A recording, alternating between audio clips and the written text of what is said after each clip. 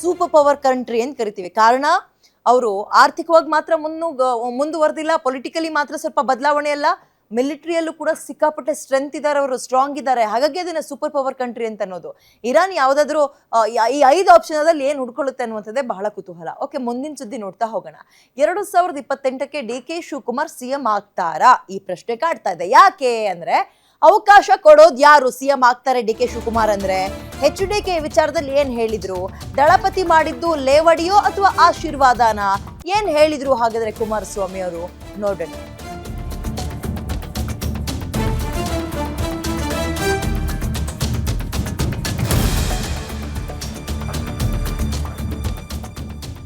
Okay, ಮುಂಬರುವಂತಹ ಚುನಾವಣೆಯಲ್ಲಿ ಕಾಂಗ್ರೆಸ್ ಗೆದ್ದು ಬೀಗುತ್ತಾ? ಕಾಂಗ್ರೆಸ್ ಗೆದ್ರೆ ಡಿ ಕೆ ಶಿವಕುಮಾರ್ ಸಿಎಂ ಆಗ್ತಾರಾ?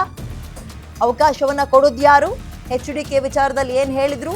ದಳಪತಿಗಳು ಮಾಡಿದ್ದು ಇದು ಕೇವಲ ಕಾಲೆಳೆಯುವಂತಹ ಕೆಲಸವ ಅಥವಾ ಆಶೀರ್ವಾದವ? ಡಿ ಕೆ ಶಿವಕುಮಾರ್ ಮುಖ್ಯಮಂತ್ರಿ ಆಗುವ ಬಗ್ಗೆ HDK ಏನ್ ಹೇಳಿದ್ರು? ಮಂಡ್ಯದಲ್ಲಿ ಪ್ರತಿಕ್ರಿಯೆ ಕೊಟ್ಟಿದ್ದಾರೆ, ಕೇಳೋಣ ಬನ್ನಿ.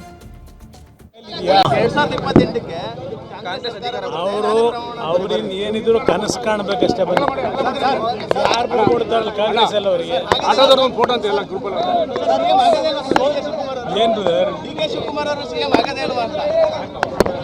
ನನ್ನ ಕೈಲಿದೆಯಾ? ಭಗವಂತನ ಕೈಲಿದೆ.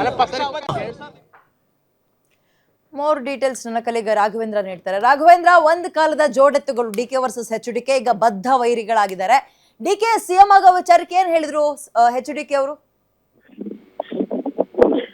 ಎಸ್ ರಮ್ಯ, ಏನು ಮಂಡ್ಯದಲ್ಲಿ ಇವತ್ತು ಕೇಂದ್ರ ಸಚಿವರಾದ HD ಕುಮಾರಸ್ವಾಮಿ ಅವರು ಒಂದು ಪ್ರತಿಕ್ರಿಯೆಯನ್ನು ಕೊಟ್ಟಿರುವಂತದ್ದು. ಅದು ಕೂಡ ಏನು ತಮ್ಮ ಮಾಜಿ ಸ್ನೇಹಿತರಾಗಿರುವ DK ಶಿವಕುಮಾರ್ ಅವರು 2028ಕ್ಕೆ ಸಿಎಂ ಆಗ್ತಾರೆ ಕಾಂಗ್ರೆಸ್ನಿಂದ ಅನ್ನೋ ಹೇಳಿಕೆ ವಿಚಾರಕ್ಕೆ ಸಂಬಂಧಪಟ್ಟಂತೆ ಇವತ್ತು ಮಂಡ್ಯದಲ್ಲಿ ಪ್ರತಿಕ್ರಿಯೆ ಕೊಟ್ಟಿರುವಂತಹ ಕುಮಾರಸ್ವಾಮಿ ಅವರು ಏನು DKC ಏನಾದ್ರು ಕನಸು ಕಾಣಬೇಕು ಅಷ್ಟೇ. ಯಾಕಂದ್ರೆ ಕಾಂಗ್ರೆಸ್ ನಲ್ಲಿ ಯಾರು ಕೂಡ ಅವರಿಗೆ ಸಿಎಂ ಆಗ್ಲಿಕ್ಕೆ ಬಿಡಲ್ಲ, ಅದು ಕನಸು ಅಷ್ಟೇ.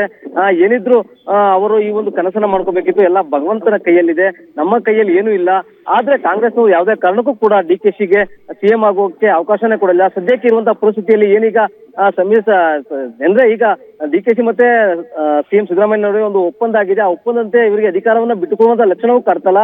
ಹಾಗಾಗಿ ಹೈಕಮಾಂಡ್ ಸೂಚನೆಯಂತೆ ಅವರಿಗೆ 2028ಕ್ಕೆ ಮತ್ತೆ ರಾಜ್ಯದಲ್ಲಿ ಕಾಂಗ್ರೆಸ್ ಪಕ್ಷ ಅಧಿಕಾರಕ್ಕೆ ಬಂದು ಸಿಎಂ ಆಗ್ತಾರೆ ಅನ್ನೋದು ಅವರ ಕನಸಿನ ಮಾತು ಅನ್ನೋ ರೀತಿಯಲ್ಲಿ ಇವತ್ತು ಲೇವಡಿಯನ್ನ ಮಾಡಿರುವಂತದ್ದು ರಮ್ಯಾ.